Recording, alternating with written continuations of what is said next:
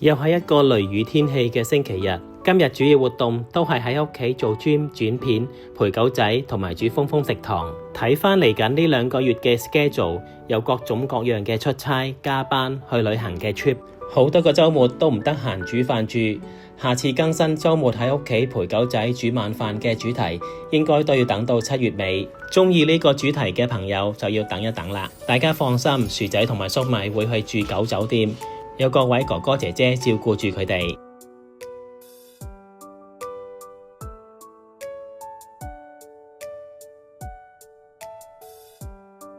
今日嘅晚餐主菜係豐豐食堂嘅拿手小菜西貢糯米飯。呢一道菜嘅靈魂係粵式豬肝醬，加上魚露炆蝦米同埋油蔥，個地道越南糯米飯嘅味道就會出到嚟。再整埋其他小炒，番茄炒蛋、馬拉盞炒白菜、煎魚。